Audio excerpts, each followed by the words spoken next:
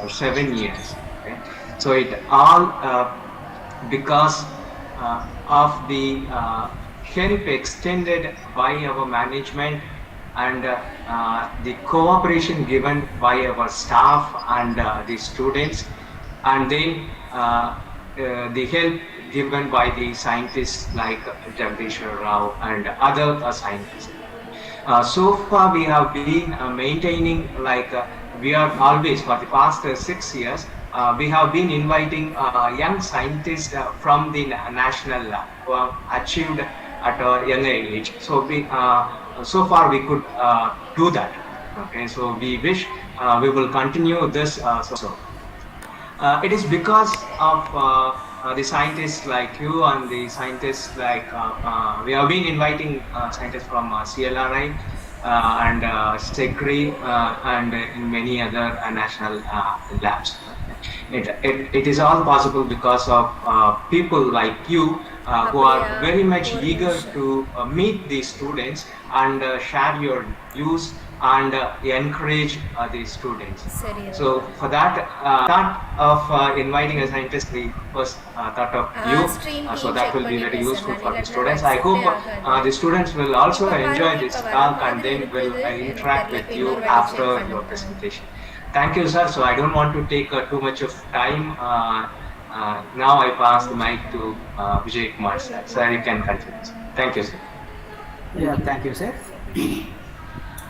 So coming to this, so National Science Day. So now we have C.V. Ramans and then scientists, then science, and then engineering, and then we have to bridge. So these things are very important.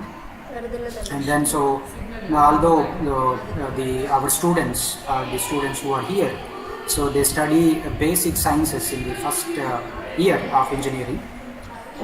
So you are going to apply these things in your higher semesters or wherever you need this knowledge.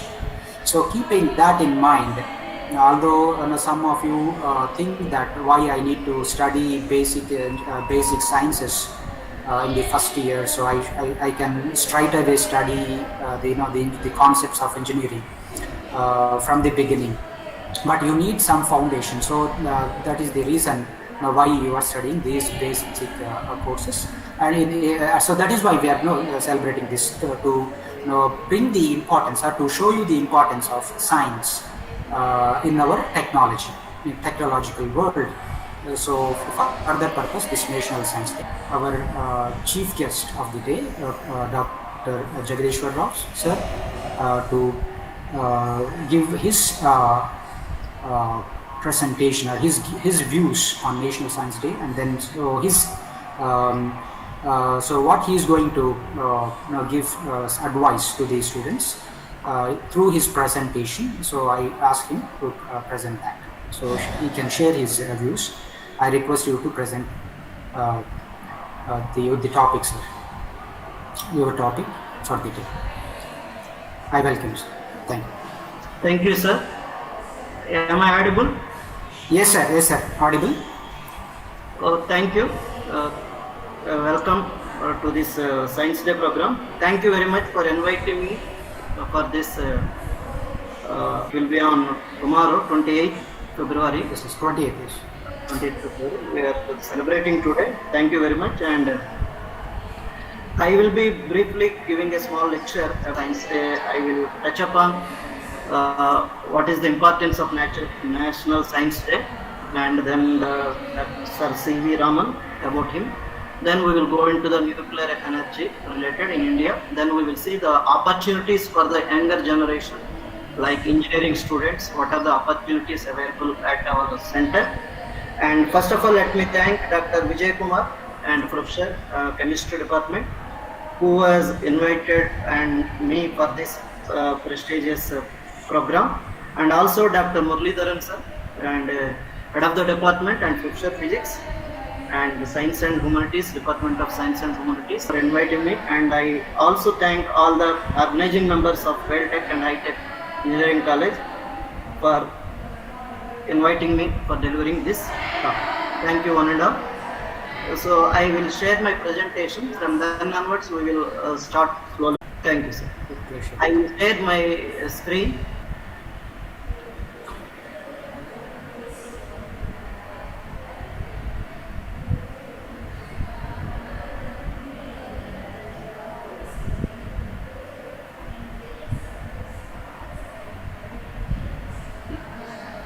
Is it visible, sir? Yes, sir. It is visible. Yes, sir. Yes, sir. Okay, sir. I would like to present today the nuclear power, a clean and sustainable power. And before going into the talk, let us see what is National Science, why we celebrate it. Slides are moving? Yes, sir. Okay, sir. Thank you very much. So National Science Day is celebrated generally on 28th February to celebrate the great innovation by Sir Chandrasekhar Venkat Raman. He has won the Nobel Prize in 1930 for his work on scattering of light and discovery of the prestigious Raman effect, which is very helpful nowadays for the researchers across the world to identify the compounds. So, it helps us detect those small, weak Raman scatterings of the compounds, and we can get the signature of the compound on the in several materials. And it helps to understand the properties of those materials. So that is the effect which was invented by Sir C.V. Raman and his students like K.S. Krishnan and PhD students and several other in India. This Raman he is from Tamil Nadu. His native place is Trichy presently, and he was born on November 7 in 1888. And he has then moved to the Visakhapatnam in Andhra Pradesh to do a job as a lecturer in physics. There he worked around 10 years as a lecturer, then came back to the Chennai to the Presidency College in 1903, and he did his BA and MA with distinction and presidency medals. So he has done a Bachelor of Arts and Master of Arts, but his love towards physics was more, and he used to do here and then small experiment with the existing very limited instruments, whatever he is having, like a prism and gratings and sonometer. These are very small things that time he had. With that, he did all his experiments and research in both in optics and also in sonars. So that's what. But the turning point comes for the Raman in the year 1921. That is his first UK, where he has attended a Congress of Universities held at Oxford University. He met several great scientists over there and discussed about the optics and sonology. And while he returning back from the UK to India through the sea, that trip was a Nicol prism with him. You know this Nicol prism, you might have already studied the Nicol prism, which helps when unpolarized light passes through the Nicol prism. It gives a polarized light, which we use for optical isomerism to identify whether it is rotating towards the right or left side based on the DL configurations, all these chemistry bases. So, in his return trip, he has seen the Mediterranean Sea, which was very dark blue, deep blue color. He is surprised. But by the time this concept was given by Raleigh, he explained and concluded that the blue color of the sea is due to a mere reflection of the sky, which is already blue by the ocean surface. Reflection of the sky. That was the conclusion by the time Lord Raleigh has provided, but Raman was not confident with that, and he used his Nicol prism, and he started in the sea itself while return journey doing experiments with the sea water of 3 different seas, and he found that the color of the sea is a much brighter dark blue than the sky what it appears. Then he thought it could not be the reflection of the sky blue which we could see from the ocean surface. Then he came back to India. From there onwards, he started all his research on scattering of light. Then he found that this is due to the molecular scattering of light, which scatters all the light except the blue color, mostly the lower wavelength, because scattering is inversely proportional to the wavelength of the light. In the visible light, you have Vibgaya of colors like violet to red color. Wavelength is the blue one, so the blue end could be seen because it scatters most of the blue light. Evidence was provided by experiments. So experiments are very, very important in science. You see, since it is science day, we will learn some more about science. You see, the science helps us to. So the main point in the science is the first observation. The observation is very, very important. One, you can observe something. If you see normally, if something is happening on a road or somewhere else, we will simply see and enjoy it and leave it. But a real scientific knowledge person really look into and he observes what it is happening, then the thought starts, and that thought which lead to the finally the inventions. A similar thing was happened in C.V. Raman's life. He has seen the blue sea. All generally we also see, and we leave it as it is. We never see that why it should be that color, why can't be other, how it is happening. But he thought in those days, and he did the experiments, and finally he found out the reasons, and later he continued the experiments on the optics, on the scattering of light, and he found another one, Raman effect, that we will see in the next slide. And you see, he has been awarded after that several awards, that is Fellow of Royal Society. He has been awarded in 1924 the Knight Award, Hughes Medal, and Franklin Medal, and Indian government also awarded him with the Bharat Ratna in 1954. In addition to this, in the year 1928, he has invented on the same day, February 28, 1928, he has invented Raman effect, the great effect. Within 2 years, he got Nobel Prize for that effect. He won the Nobel Prize. And if you can see what is the Raman effect, how it helps us, how it helps, so that if you can observe here, when a beam of monochromatic light, previously they used white light, then later it was converted into monochromatic light, a single wavelength light, high intensity light, amplification by stimulated emission of radiation, which is high intensity mono wavelength light. So this mono wavelength light, a clear molecule, a transparent molecule, if impurities are there, the scattering could be due to the impurities. Make a pure material such that the scattering, whatever comes out of that material, when you focus a beam of monochromatic light on that molecule, so it cleared and then focus a beam of monochromatic light, and it was scattered, and most of the scattered point of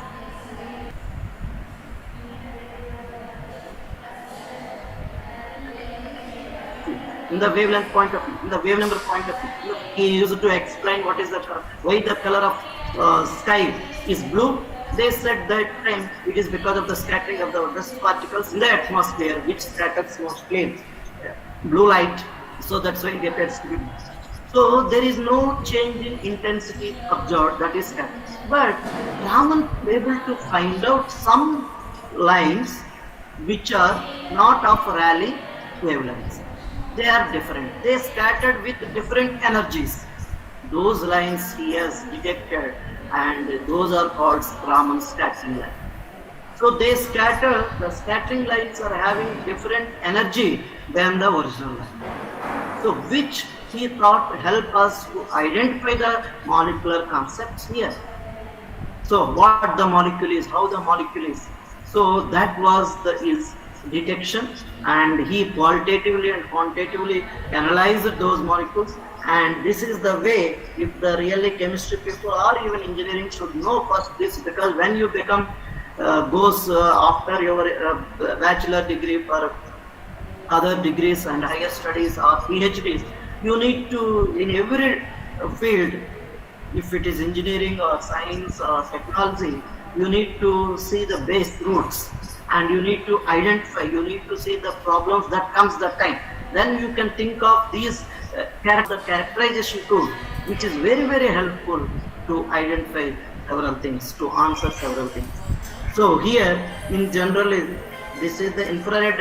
All this spectroscopy helps us. So you give the energy, the molecule takes the energy, the electron goes to the higher energy states, then when it's returning back, it releases the energy. The released energy will be recorded, and based on that we will say this is the molecule, this is the molecule. So the name of the molecule or the characteristics can be identified. But in Raman scattering, you are giving a more high energetical ray, light ray, whatever it is, monochromatic. So the energy, the electron gains that energy and goes to a virtually higher energy states. These are all virtual higher energy states.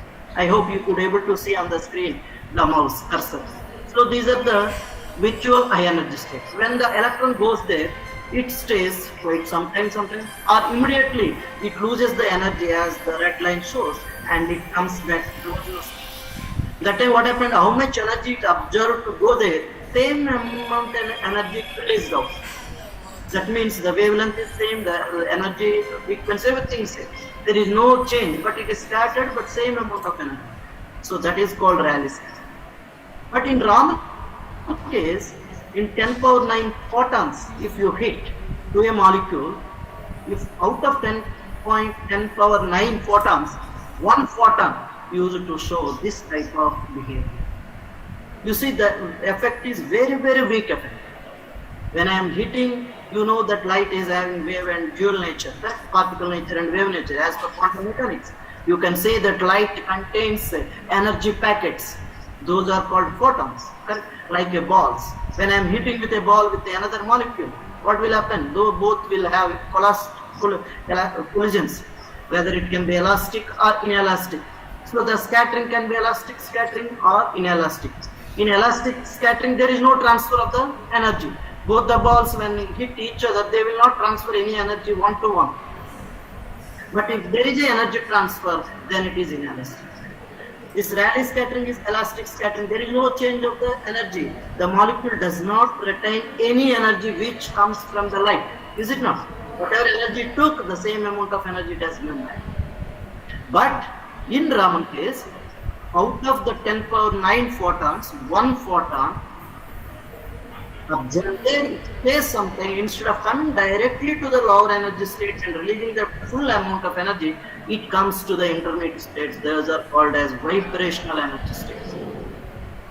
If it comes to the vibrational energy state, the remaining amount of energy is less. That means that much of energy, so your scattered light have that much of energy less. That difference is called scattering. That is Stokes Raman scattering, and that was identified by Raman, and he told that those will be the signatures of the molecule, their vibration or rotations.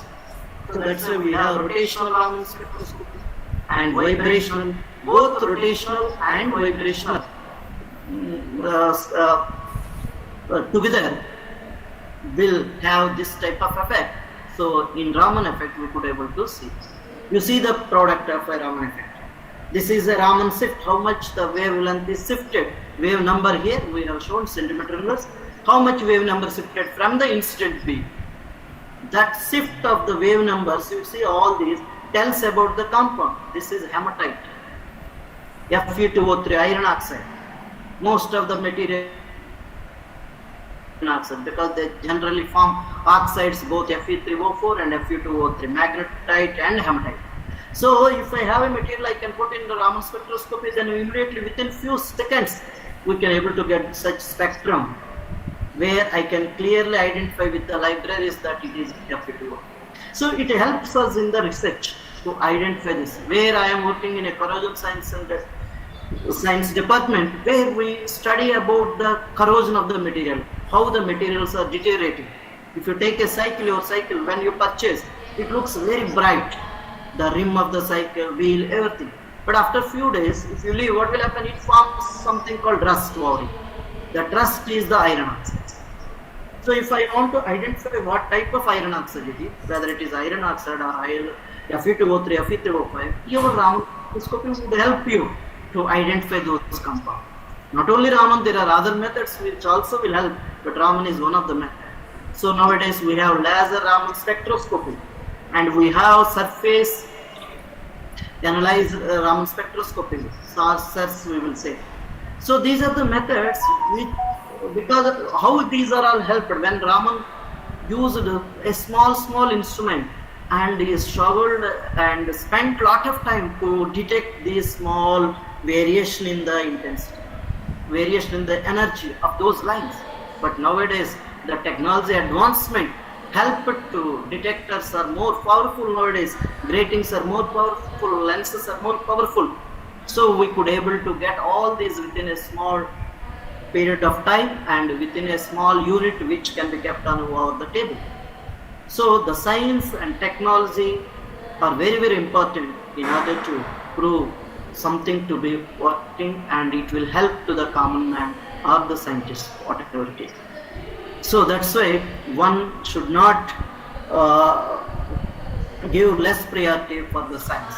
So in the National Science Day today, we need to tomorrow we need to understand the importance of science and technology. What you study, whether it is engineering, everything, the basics are from the science.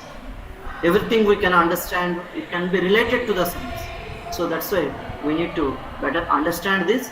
So with this, we will go into the present talk, which also gives you a lot of inputs and encouragement how the nuclear science and technology, nuclear science, nuclear fuel energy, how evolved in India, and we are what stage, whether it is really required or not, and what are the opportunities we have back, like our young students or engineering students, we will see in the next presentation.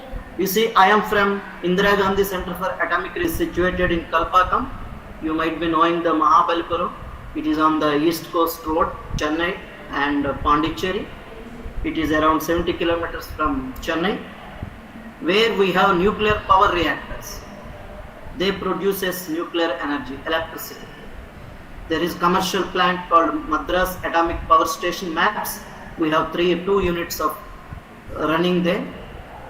And then we have this research facility is having all fields of areas, all fields like physics, chemistry, engineering, computers, IT, all the. So when I want to construct a nuclear reactor, you require all disciplines support. So we will be taking generally all types of people, and we are offering PhDs for the students, or after BE BTech. Generally we take them as a scientific officers in our center through a recruitment process, OCES. It comes from BRC, Bhabha Atomic Research Center. It is the DAE unit. There are 2 sister units of Department of Atomic Energy. One is BRC, Bhabha Atomic Research Center, situated in Mumbai. Another is Indira Gandhi Center for Atomic Research, situated at Kalpakkam.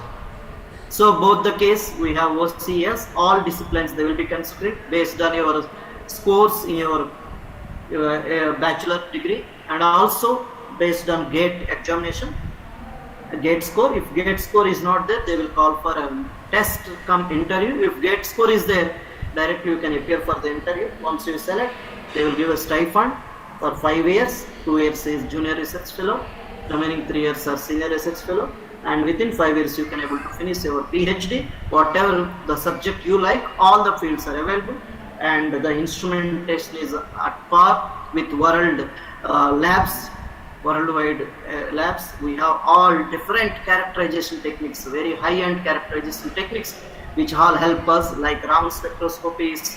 We have several, maybe I can say some 20 numbers will be there within IGCR. Each lab is having several Raman spectroscopy. So I want to say that the importance of this Raman effect, why we celebrate National Science Day to respected Sir C.V. Raman, the effect is very important. French people will not like this Raman effect because they have another person. They say they have found the scattering, but the first reported scattering was Raman. And in fact, Dr. Krishnan also helped Raman because he is the PhD student at that time. Even in his speech, accepting speech of Nobel Prize, Raman also mentioned that, but the credit fully goes to the Raman, who has done a lot of experiments to show that scattering of light. So with this, we will go into the nuclear presentation. Okay, am I audible? Shall I continue? Yes, sir, you can continue. Yes. Okay, thank you. So this is the overview of my presentation. Next maybe 40-50 minutes, so let me discuss on this. Whenever you want, you can stop me, no problem. So we will see about the nuclear energy overview, and you know, whenever nuclear comes, atomic energy comes, people think so some differently. So we will see is the facts and myths of nuclear energy and radiation. Then what are the nuclear fuels, or what is the status of India, whether we are really going in good direction or not, and the type of nuclear reactors, which really tells the engineers what is the difficulties and we face, and what we can really help to rectify those things and all, and India's nuclear power program. Then we will go for the conclusive remarks. And you see, whenever we go to the before nuclear energy, you see the nuclear energy is nothing but, you see, when we are considering chemistry, we all generally think about electrons. The chemical reactions all happens because of the exchange of electrons or sharing of electrons, whatever it is. It only moves around them. But you see, when I take an atom, if I take a gold, there are several gold atoms. In the gold atom, there is something called nucleus. Correct? Around the nucleus, we have electrons, which rotates. So we are discussing most of the time the electrons which participate in the reaction, because generally they only will participate in the reaction. They are chemical reactions. But you can also think of the nucleus, because it contains the protons and neutrons, which can also give a lot of energy, which stores a lot of energy. So the energy which is released during these reactions, which are reactions, nuclear reactions, that is when the nucleus of an atom reacts, that energy is called as nuclear energy or atomic energy. How it can happen? That nucleus has to break. That means there is a fission should happen, or two nucleus should combine together, then it is called a fusion can happen. So these fission or fusion both are exothermic in nature. You know, exothermic, that means it releases energy to the outside atmosphere. So that's why a nuclear fission and nuclear fission both releases energy. You know that star is having a lot of energy, all because of nuclear fusions. Clear hydrogen molecules combines together to form helium and gives a lot of energy. So similar. Sir? Sorry for the disturbance. Excuse me, sir. May I know who is that? Sorry for that, sir. No. This is a Science Day program. This is not a class. So the students are here for the Science Day function. Thank you, sir. Sorry, sir. You can continue. No problem. Yeah. Sorry for that, sir. And it is not a really class only except this slide. It is really the understanding of nuclear energy of India status. So it gives you chances to understand nuclear energy such that you can also take your career further in the nuclear energy domain, and you have a lot of opportunities for that purpose. But it is not really class. We will go further. Just in order to understand nuclear, just we need to know some few basics, maybe one slide. That's all. So then, okay, the nuclear fuel, the main nuclear fuel used is uranium. It was discovered by Klaproth, and you can get all this information from anywhere, but just to have a better understanding, we will go there. Then you know this William Röntgen, who has invented that ionization radiation, and nowadays when you go to the hospital, the first thing if there is a breakage or a fall down something, they goes for the X-rays. They are all the one which was invented by Röntgen. And then the important thing, the radiation comes, that is Henry Becquerel, who found that U3O8, that is the source for the uranium pitch blende, which is caused a photographic plate to darken. Later it was named as radioactivity by Marie Curie and Pierre Curie, both wife and husband. Then later in 1938, these are the three guys who, Hahn, Meitner and Strackman, became the first to recognize these nuclear reactions. That is, a uranium atom when bombarded by neutrons, it really splits. And this Hahn received the Nobel Prize. Now we will see the comparison point of view. Nuclear fuel, the energy density source, it is really. And you can see that normal sources for energy, we generally use firewood initial days when villages back some time, and now we have gas cylinders, everything. But when you use 1 kg of firewood, you will get 1 unit of electricity, which you generally now consuming at our home.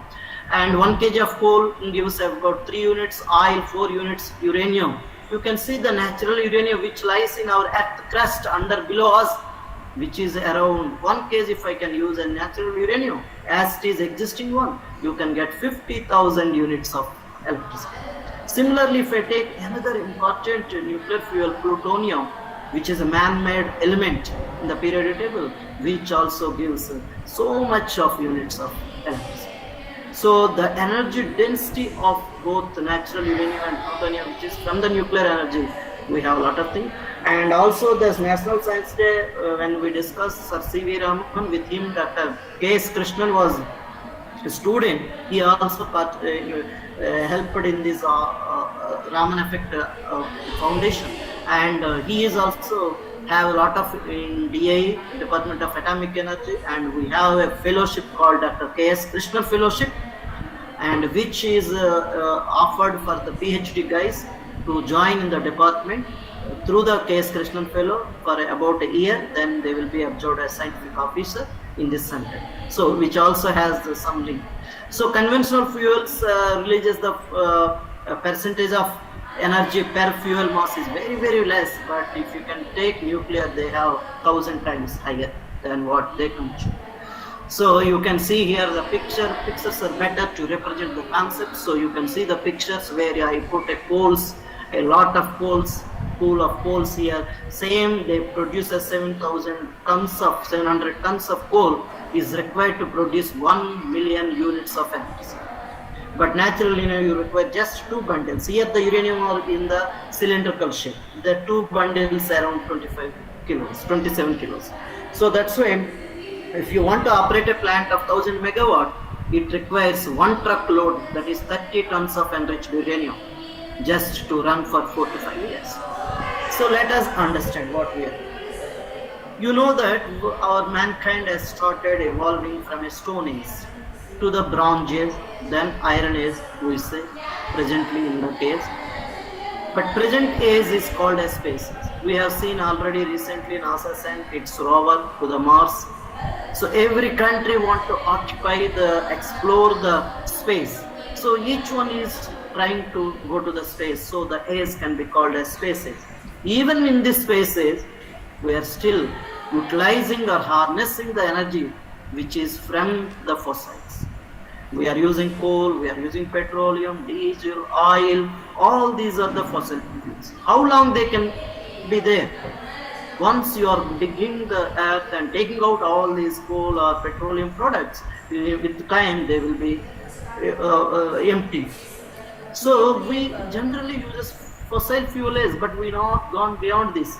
So what could be the next? Our future generations may think that we lived in a fossil fuel age and they can live in the post-fossil fuel age. They should not think that way. So the age should be different and it should be a green age. The coming age. What is the green age? We need to use the eco-enlightened age. That means we need to use the ecologically more friendly fuels for our daily routine. So that's the reason we should go for the green age. So we should try to reduce whatever possible the fossil fuels. We should not think only the government who provides us the fuel or whatever the energy, but we can try to reduce our consumptions such that we can also push the nation to the green age, which will help us, our future generations. Global warming is higher and the temperature of the globe is increasing continuously. So once it increases, we have seen recently flood in that east region, Himalayas. So similar type things can happen and it destroys the mankind. So better we should need of the hour is nuclear power. So that was the concept we need to see. People also can think about nuclear because it has more capacity factor. What the capacity? When I construct a plant, after that it should be available 100%. That means 24 hours, 365 days for the production. If a plant is having 365 days, 24 hours, it is available for the production of electricity, then the capacity factor is 100%. You can see here the percentage wise capacity factor was given for different types of power sources. You can find nuclear is very high. It is available 24 hours. Most of the time 93.5%. But if you can see other thing, coal we are now using 50%.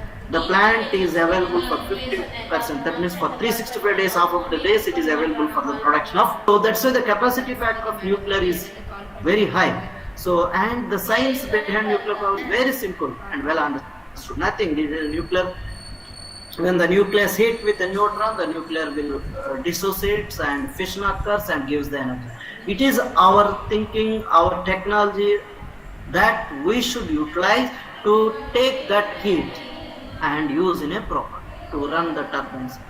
So, and you remember, no reactor can become atomic bomb even in armed force conditions, because to have a bomb you require more, to be 99.999% pure plutonium is required, but we never use such a high pure grade fuel materials in the reactor. So in any case, never it becomes people thinks that it becomes a bomb, surrounding people will suffer and something happens, but it never happens. So this is once again a chemistry base, sorry, and we need to understand this how it is. So neutron hits a 9-235 uranium and it goes to the U-236. It is very unstable, so it breaks different species and gives the energy. Here the main point, if you are not chemistry, you don't forget about this and remember only the energy which everyone requires, even engineers or technologists require to utilize and put in a proper way.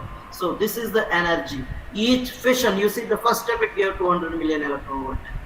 The next it hits with 3 more neutrons because it produces 3 neutrons. Now I have more neutrons, more atoms will be heated.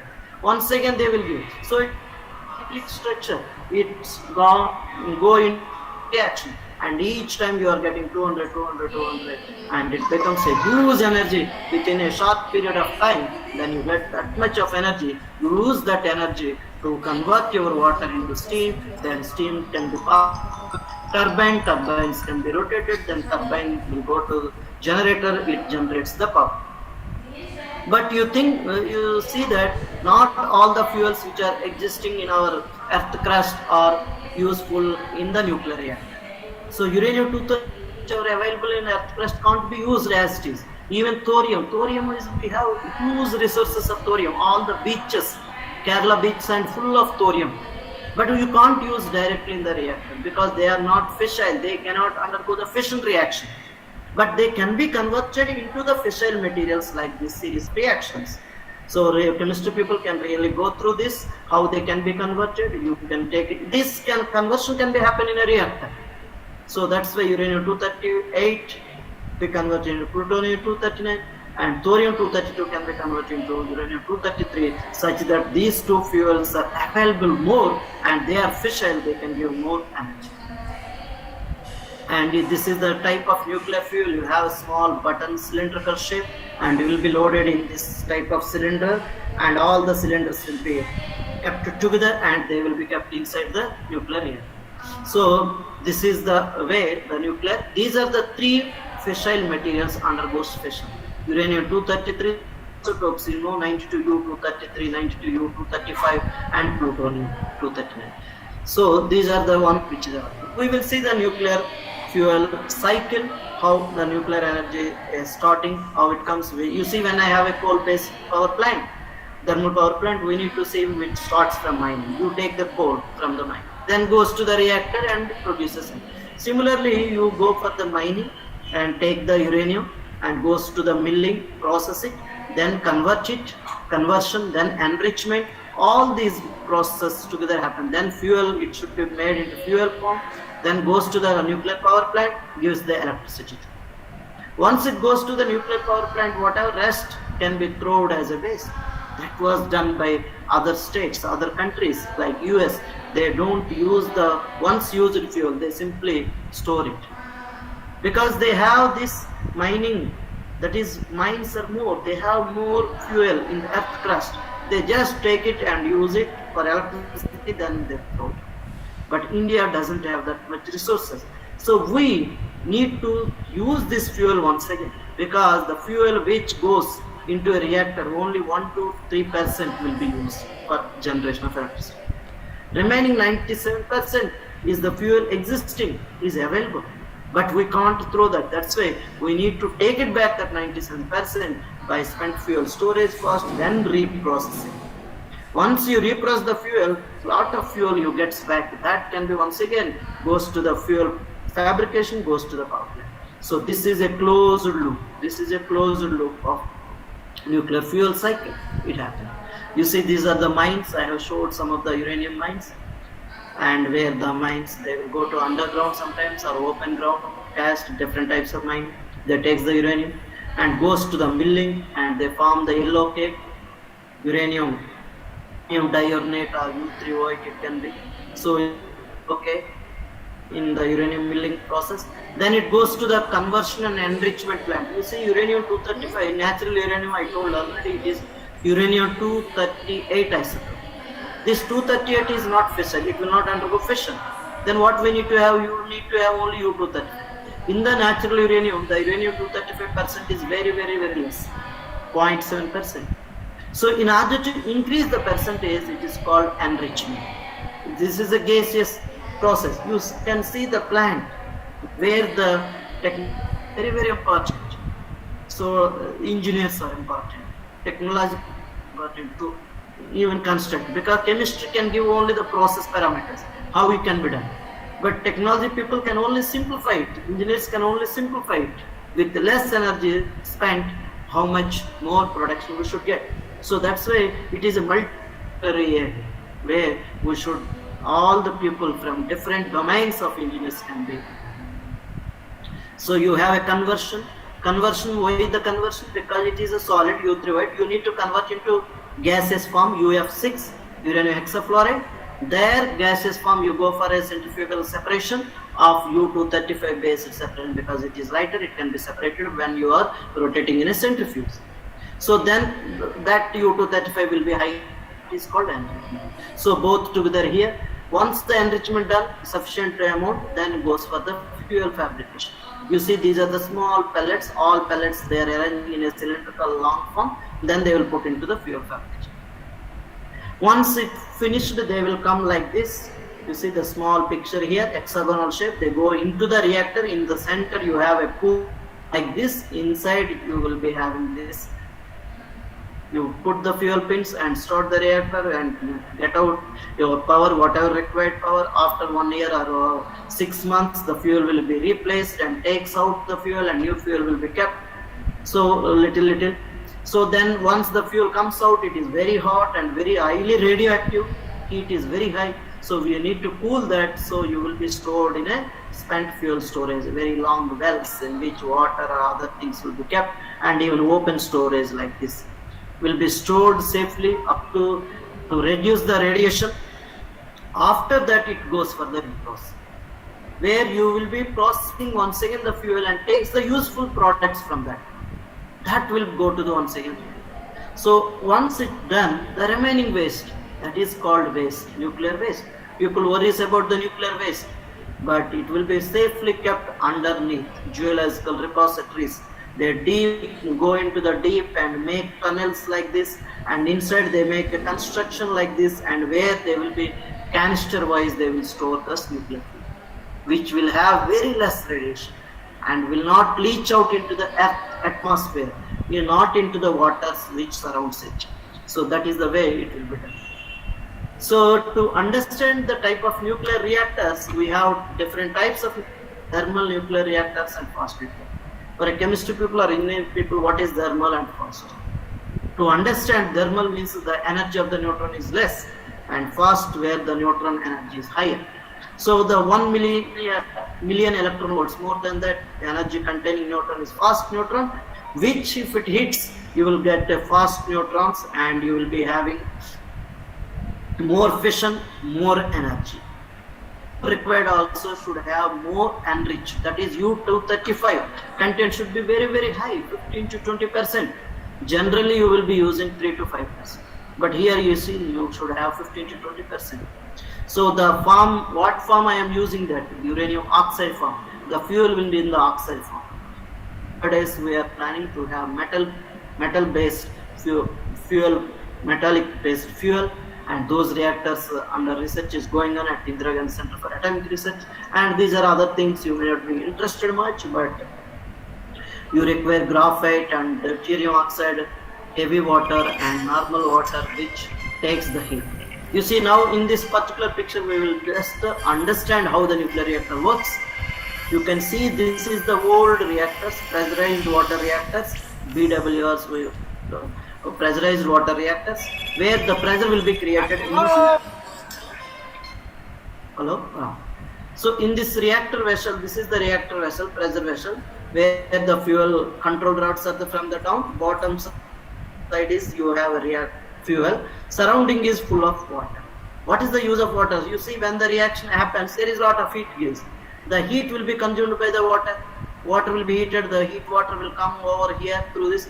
Then there is another water will have contact here. This water converts into steam. That steam goes to the turbine. Turbines will rotate, and the electric generator, which generates the power and gives to your households, whatever it is. Then whatever turbine, the steam rotated, the steam will be cooled down in the becomes once again water goes to the reservoir, once again pumped and goes to the reactor. So this is the simplest way. The way here, the difference between a coal and nuclear is this particular vessel reactions.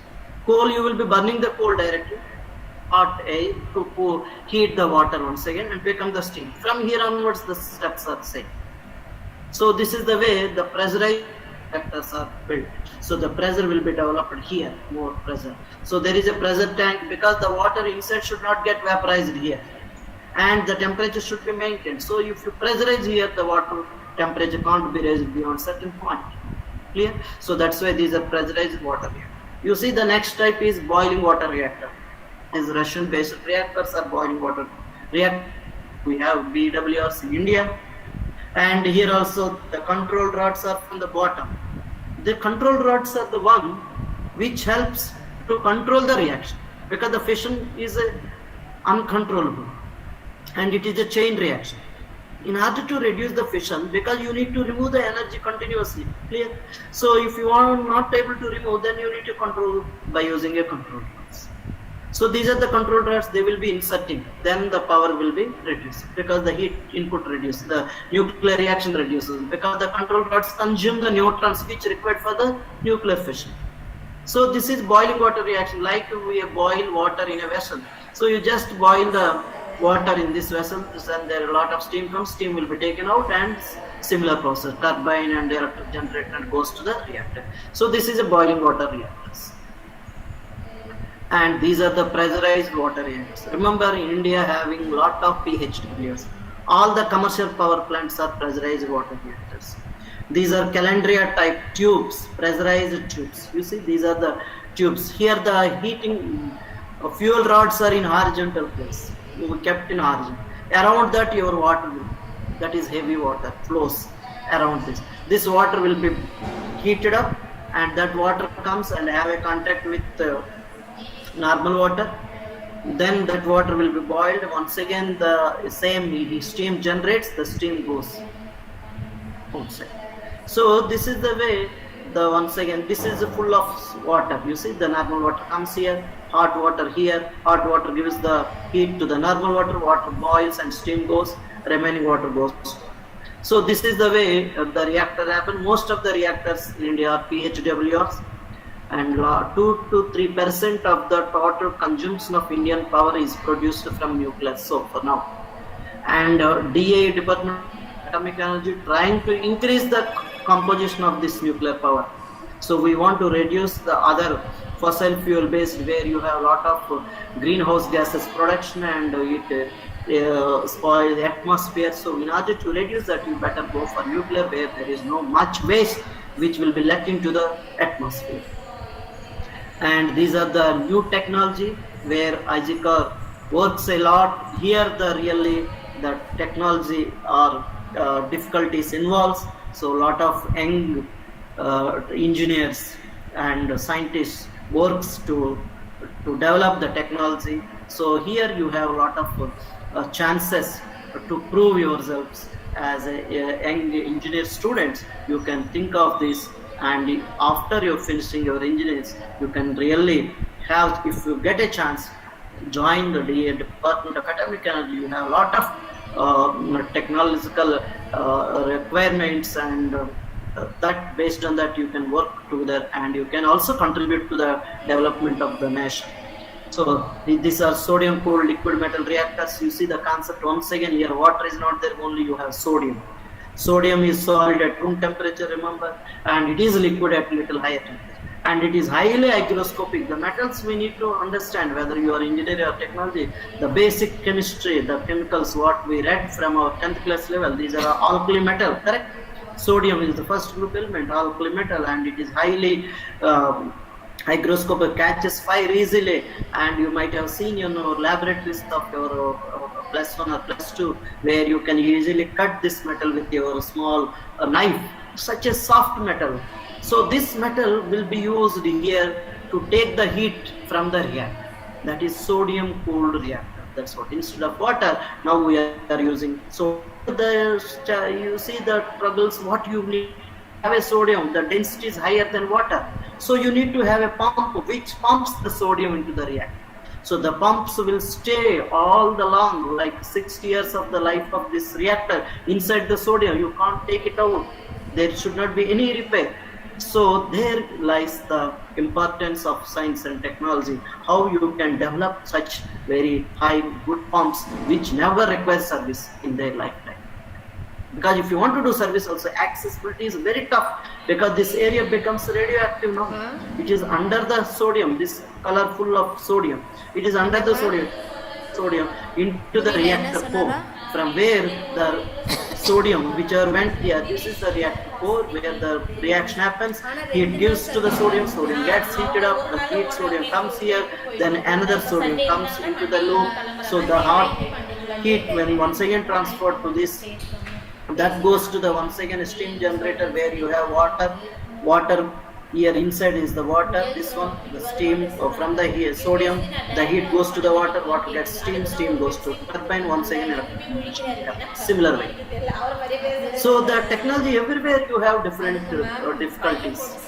So you see here steam or through a small thin tube. So there lies lot of things. So we need to understand those concepts better. So the importance of science and technology and innovation. This year theme for the National Science Day is ST, Science and Technology and Innovation. How it helps in the growth of a nation or people, how it helps us to live better. People think that nuclear reactors are not safe or the nuclear reactors are safe. It is not to say that there are a lot of accidents in coal-based or other-based flights. You can count so many. And even accidents, major accidents on them. But in the nuclear history, if you can see, there are 3 noticeable accidents. One is the 3 Mile Island and Chernobyl and Fukushima recently in Japan. These are the years of operation at which those happens, accidents. But no one is in India so far. Nuclear power is safe. The accidents over a period of time is very less, the casualties are very less, and they are also by the mistakes of some failures. And India is indigenously developed Kaiga power reactor in Karnataka, and it is created a world record of continuous operation, 962 days of continuous operation. And Tarapur atomic power stations also registers 50 years of safe operation in 29.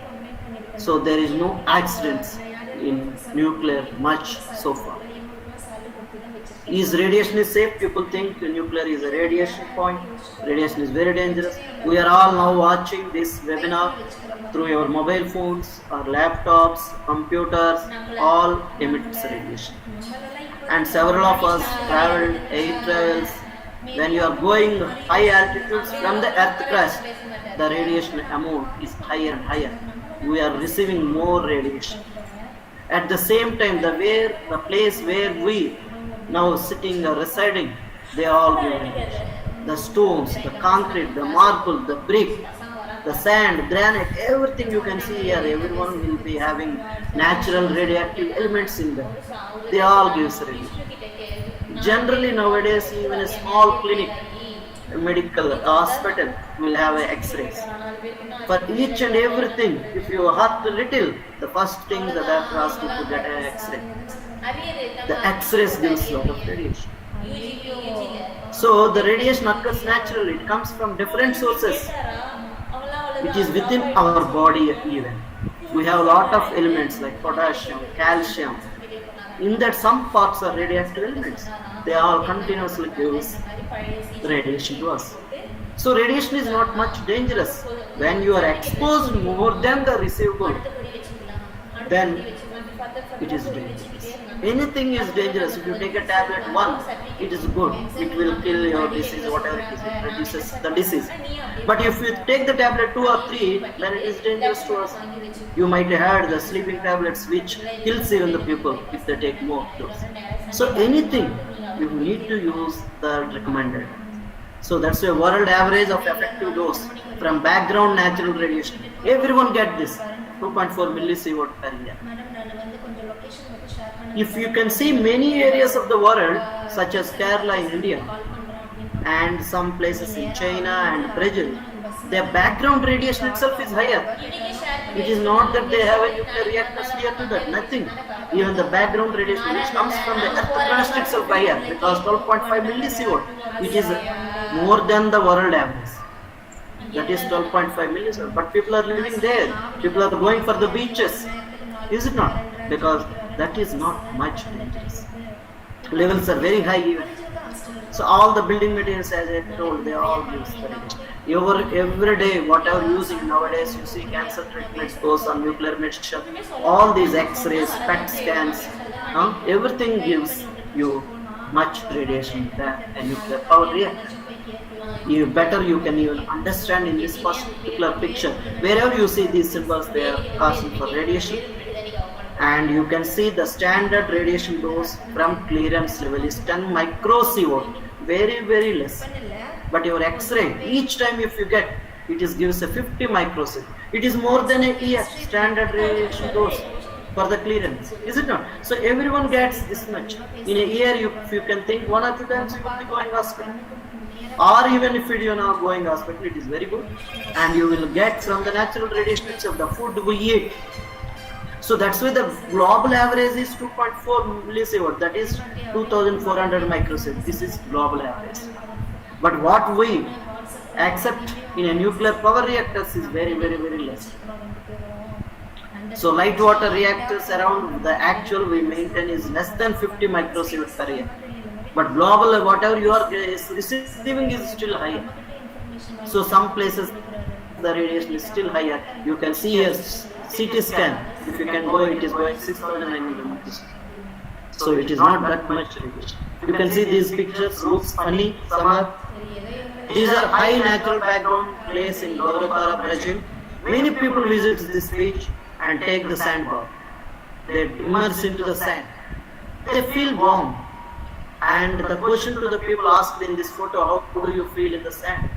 They said, we feel very warm. We do not know the effect, but it is sure that it becomes warmer and warmer in the sand. How? Because of the radiation. It has a lot of radioactive elements.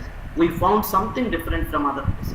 And the dosimeter, whatever testing meter, it showed 5 microsievert per hour. Each hour it is giving this much. And some places you have 131 microsieverts per hour also. Much higher value. In this place, even the hotels, tourist place, hotels even named after radioactive elements like Nevada Thorium Hotel, radium, etc. So it is not that dangerous. We need to have. And people think that, as I told previously, once the fuel went into the nuclear reactor, it becomes as a waste, nuclear waste. Remember, India have a very good program which is reprocessing the nuclear waste. After reprocessing, you will get a very small button of high level liquid waste. For a family, for 25 years to live with the electricity only generated from nuclear, then the nuclear energy after production, the waste is this much. You think that how much waste would have been generated in India? Very, very less. So we adapt for closed fuel cycle. So in India, we can't take it everything and send it to the repository. We use mostly and reduces the radiation At the end, the leftover only will be sent to the repositories. So we need to produce more fuels, and we are nowadays producing cesium-137 pencils from the waste, and they are used for the blood sterilization. There are medical things. This talk is not that, otherwise I can show a lot of beneficial things. And people think nuclear power is costlier. Per unit the price is very high.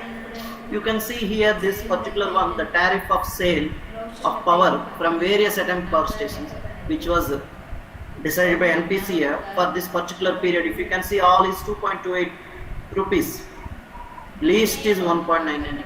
But recently for the power, they have all bidded around more per megawatt.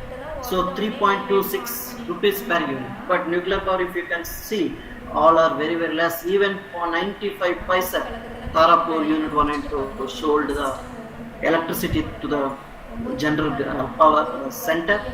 So the nuclear power is less, and with time, when you have more nuclear reactors and you have more technological advances and you have more power, more control over the power production of nuclear, surely the nuclear power tariffs will reduce with time. And once again, I will be showing the same accidents. You can see coal accidents are so many in the particular period. They are just compared. Nuclear is one that particular period. This period 1969 to 2000. Based on this, we can say that nuclear power is more safer than. These are also different things, and there is a scale at which the accidents. Some 1 or 2 only, 7 above is dangerous. In nuclear, this scale, particular INES scale, but most of them is less than that. So now we come to the Indian nuclear power program. Within just some more time, I can finish the talk. And the Atomic Energy Commission is the main, which was set up in August 1948 in the Department of Scientific Research. Under this, DAE, Department of Atomic Energy, is the one which works directly with the Prime Minister office. And DAEC vision is to empower India through technology, creation of more wealth, and providing better quality life to its citizens by producing more amount of energy with less price. DAE is engaged in the design, construction and operation of nuclear power. You can see here the vast different fields of scientists, engineers are required for fulfilling the existing in the science. And uranium is the composite resources distribution of the states of India was given. Andhra Pradesh is having more, Tummalpalli in Kattar district, and 26%. Jharkhand is most of the mines, Jharsuguda mines, and Meghalaya and other states, the mines are there more. And we have 14 reactors which are using it. And Indian nuclear power program is a well-charted program, and which was charted by Dr. Homi Jahangir Baba, father of DAE, Department of Atomic Energy.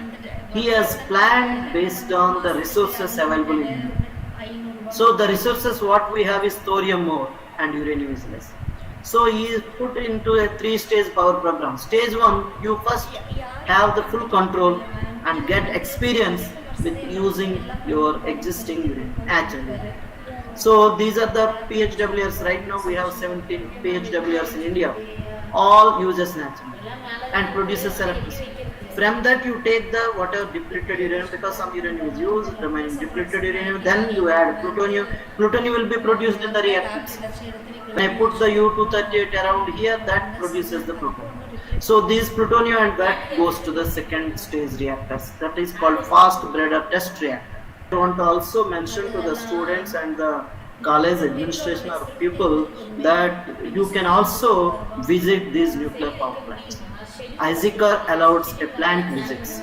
Based on the request from the institute, the students can visit and they can really have experience and see the nuclear reactors. It is where you have sophisticated instruments to carry out different experiments, and you can really feel that what you can able to support. So better your institute also can try to plan and request for a visit, it will be surely allowed. Even COVID situation now it is maybe restricted, but still, if your request comes, they will consider to allow. So we can also plan. So then people really, the students can have experience and see that really, if they see, they believe more. Seeing is believing is easy.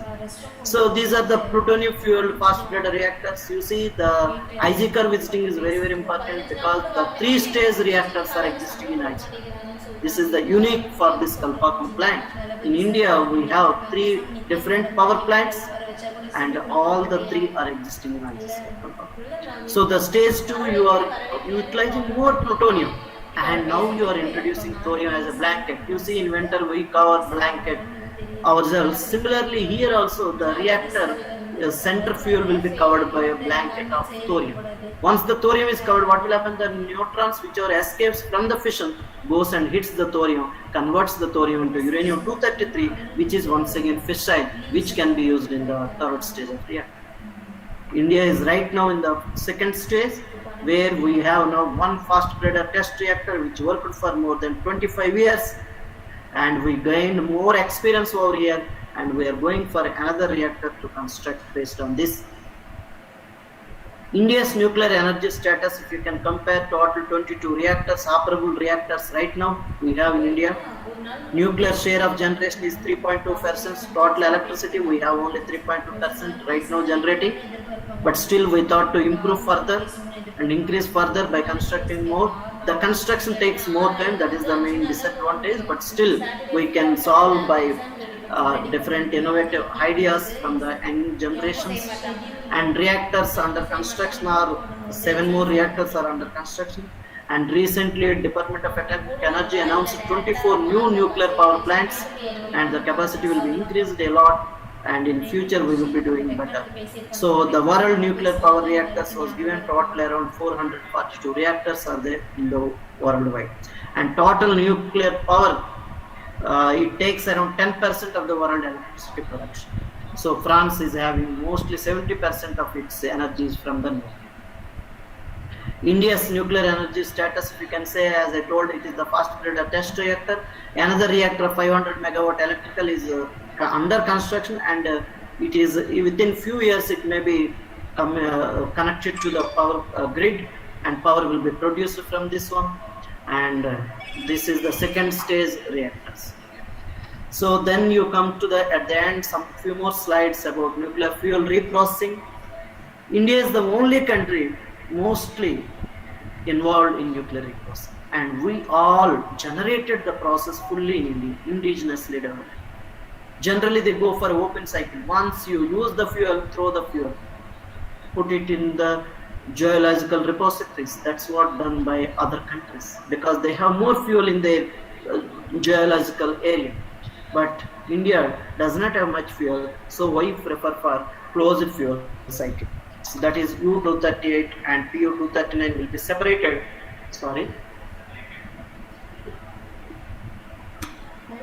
Separated from the once consumed fuel, and which will be used further in the reactors. We have a separation plant even in Kalpakkam. So you see, you have a chance, if you can visit, you can also visit this particular one, Kalpakkam reprocessing plant. The main aim here, it is the once again aqueous based reprocessing plant. Here you see full of chemistry, but really you think that chemistry should be supported by technology and engineering, because the plant uses a process where you have a lot of equipment need to be used, and it should be streamlined, and it should be automated, and it is a radioactive. You need to access this from a long point of view. You can't even touch it. So where comes the technology, where you require support from all domains? That's what we see. But as a chemistry point of view, it is a Purex process, plutonium uranium extraction, and by using solvent extraction process, where you will be using organic solvents to extract those useful material from the aqueous based nitric acid fuel. Nitric acid fuel will be mixed into the nitric acid. From that you can take the fuel, and you have non-aqueous where water will not be used at all. You will be using high temperature salts, molten salt. Here also the very important technology is very important. and several countries have started long back, and now they stopped that because they could not process further. But now India is trying to develop more on this pyrochemical reprocessing method. There are a lot of advantages when compared to this reprocessing. You can reprocess very early the fuel and once again use into the reactor. This is a pure process. I don't go details of this one. You can see the real challenges comes here because you have a lot of steps from the spent fuel. The fuel, spent fuel means once used fuel. From once used fuel, when it comes to, and you need to get a final uranium oxide fuel, which will goes to the. So here you can see lot of stages involved. Every stage should be automated and it should try to use a lot of fuel in a short period of time. So the challenges are more here. So here really the engineering skills or the technological people skills are really required. This is the pyrochemical reprocessing. Once again, it also a lot of challenges because here the temperature comes into point where it is a very high temperature centigrade. At that process you have high molten metal, liquid metal, and you have the challenges here. It should be done under argon atmosphere. You can't do an open atmosphere because the metal gets oxidized and I can't use U as uranium metal. So a lot of challenges comes, and the salts we are using is lithium chloride, potassium chloride. You know, these are also highly hygroscopic, so you can't use outside. So these are the places where really the youngsters, young minds can really support. So as a science day today, you can take a work and try to study more and more, get from your advisors or your lecturers, professors, and follow their words and gain more subject, such that it will be helpful when you join in organizations like DAA or other whatever field you like, and you contribute more to the nation growth. At the same time, once the nation grows, you people also will, as we say. So that final words will be from the radioactive waste management. People should have a little idea about that. So there is one unit called, one body is called as Atomic Energy Regulatory Board, AERB, which regulates. It is a separate body. It is not under DAE, and now it was separated because if it is under DAE, whatever DAE says they should use, but it is a regulation body, so it should regulate the activities of DAE as per radioactivity concern. So it is a separate body which regulates all the activities. If the reactor you say it is ready, sir, tomorrow we can just switch on, means you can start producing. They have to give the permissions because they will see they represent the nations, they represent the people of the nation. So they should see that there should not be any problem to the people surrounding it. There should not be any leak of the radioactivity. That care will be taken care by AERB. Even nowadays, all these X-ray scan missions, everything has to be stamped by AERB, visited by AERB. So previously it is not that. That's why we have seen sometime in Delhi or Mumbai, in the scrap, one fellow got more radiation because some people used these X-ray missions and simply sent as a scrap without removing the source of the radiation source in there. So now all this comes under AERB control. Once if you want to purchase a new one, if you want to throw that after its life, you need to be control of AERB.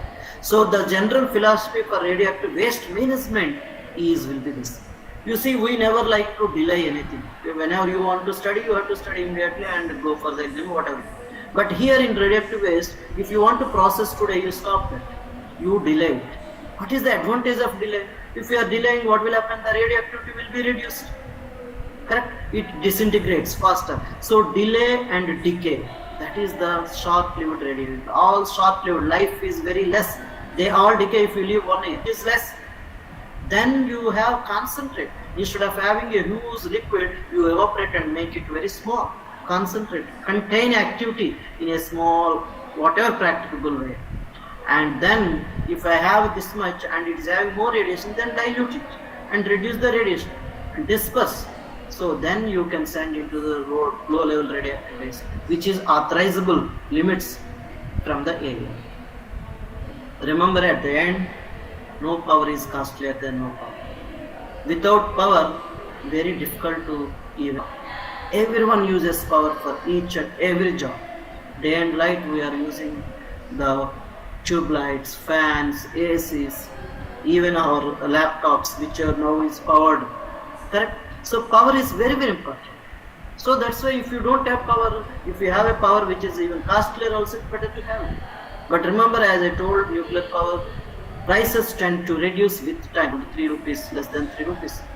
So that's why the Baba told no power is costlier than no power. And as seen, the worldwide nuclear track record says one of the best unparalleled safety.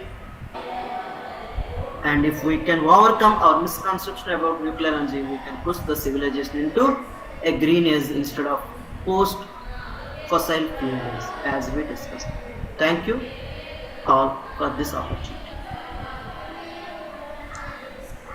Thank you, sir. Thank you for your nice presentation. That was excellent. Now I request Vijay Kumar sir to take over. Thank you, Dr. Jagdish Rawji, Thank you. for your nice presentation. In fact, students can gain many things from this lecture. The opportunities in the Department of Atomic Energy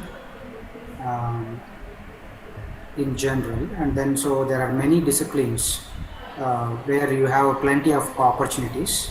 Yes, sir. That is also good. And then so one more thing where you have mentioned, so you allow us our students to visit your labs. Yes, sir. Now that is quite interesting. So we will forward our request Yes, yes. through a proper channel, so that To you later, you can send a request to them. Surely it will be allowed. Several institutes visits them. okay. Yeah, Okay, that- thank you, sir. Thank you, sir. That will be very useful, sir. Because, That will be very helpful for us. So next I semester, have- we will so, put a no, request. I don't. So I don't know whether. Yeah, they're very useful. In fact,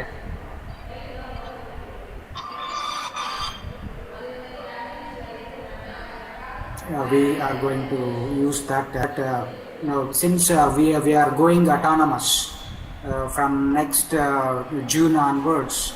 In fact, we got the autonomous status. Okay. From June onwards, we are becoming autonomous. Then so we are going to use these facilities. Yes. So we talk about outcome-based education. So Allowed. our students will be enriched. Yeah. So our students will be enriched with a lot of things in many ways. All the disciplines, biggest automation kind of thing.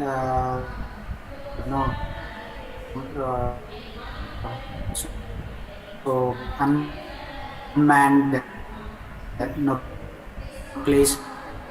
So man cannot go there. We have different departments. So such kind of we need technology, better technology.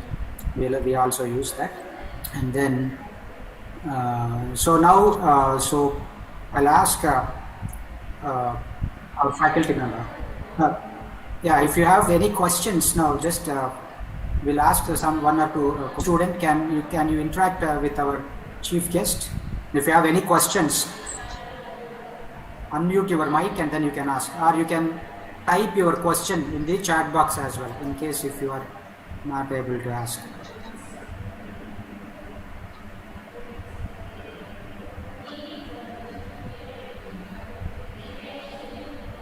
Any student, any?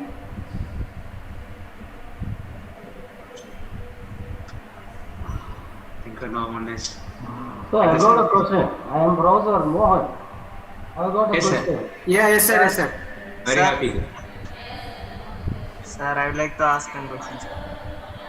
Abdul, please wait. Let Professor Mohan sir ask his doubt, and then you can continue. Okay, sir. Yes, sir, Mohan sir, you can continue. Sir. Your mic is muted. Please unmute and then you can put your question, sir.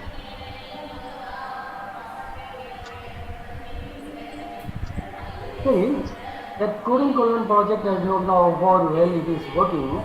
there was a constant agitation about the danger that may be because of the functioning.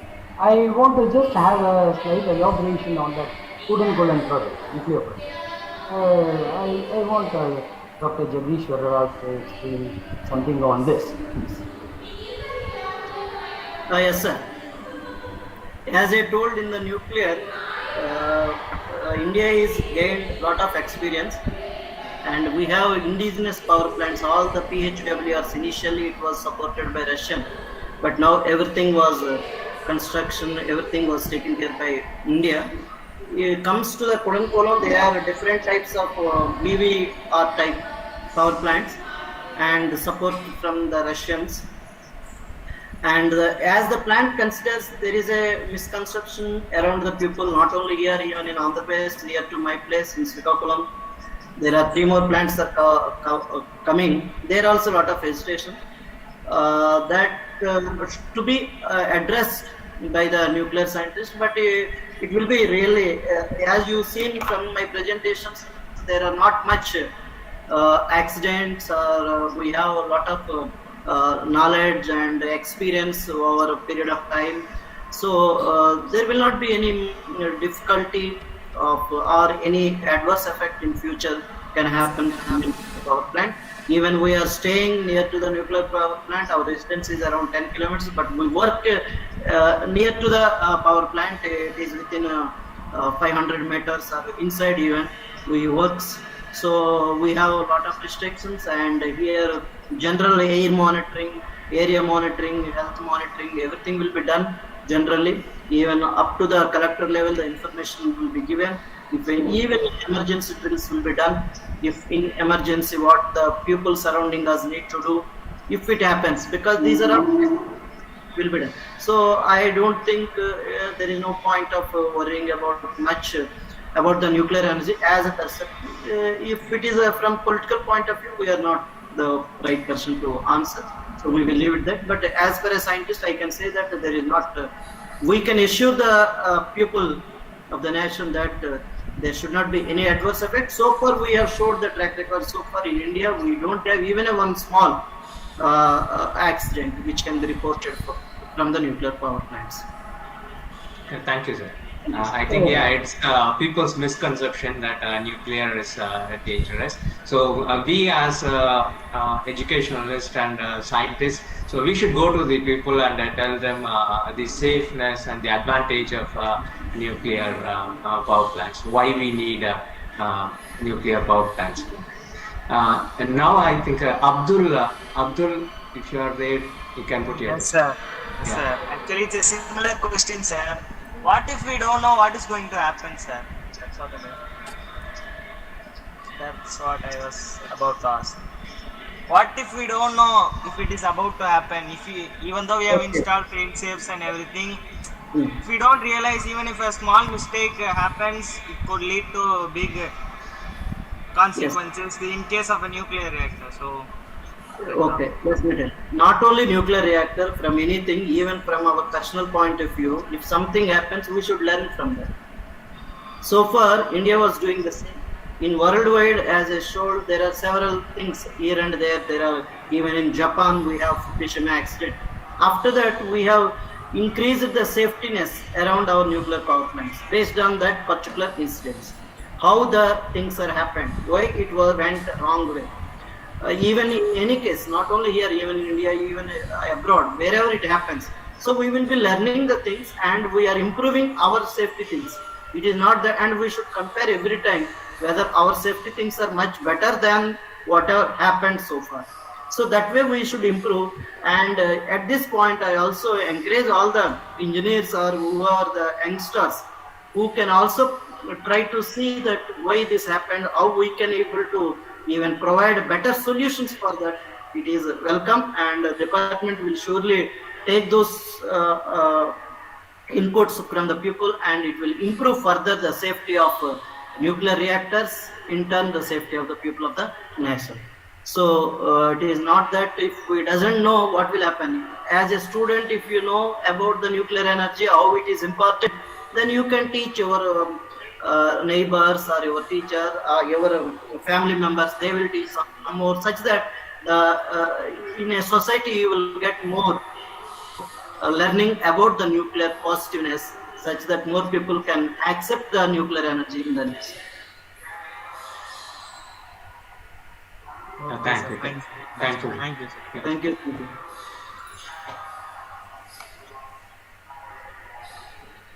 Yes, sir. Vijay Kumar, sir. Yeah, yes, if you have, so I think our chief guest, Dr. Jagdish Rao ji, now has answered the questions raised by the participants. So now,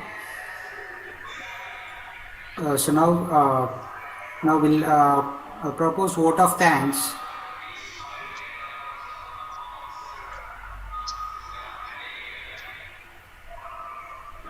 Before that, let me thank once again Thanks.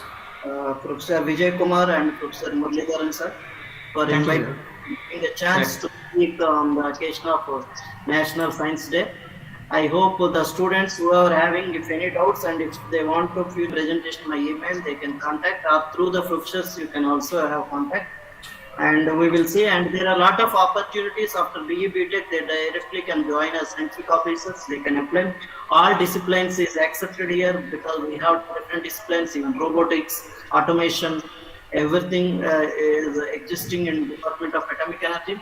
After masters, they can even master, during masters, they can also take up projects in IGCR, which will be required by different universities. We generally receive students for 6 to 9 months projects in IGCR, and after the projects they can be even reached for PhDs. So there are a lot of opportunities. If you really want anyone, if any doubt, email which was provided there, you can contact me. Thank you very much for giving this opportunity. Thank you, Ananda. Thank you, sir. It's our pleasure. Now, I request Professor Vijay Kumar to give a vote of thanks. Thank you, sir.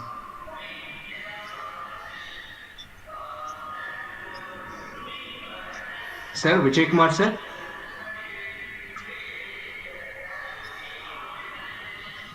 Oh, I think there is a problem in his network, sir.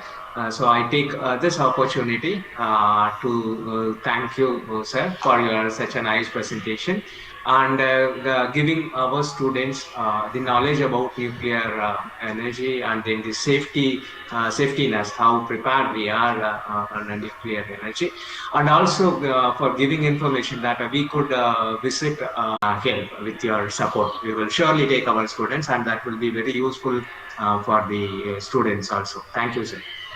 And I take this opportunity to thank our management for every year for encouraging us to do this kind of a function. Every year we used to do offline. There will be a lot of competitions we will be arranging for the students, but unfortunately this year we couldn't do that because of this pandemic. But anyhow, we made it this through webinar online. So it is very nice to have such a nice presentation. So I thank our principal, our dean, sir, for taking all the efforts to quickly arrange getting approval for all those things. And I thank our faculty members and then my students, our students, for their cooperation. Thank you so much, sir. Thank you for your presence here, for your nice presentation. So we will be in touch with you, sir. Thank you, sir. Thank you so much, sir. Thank you. Thank you, Amanda. Thank you.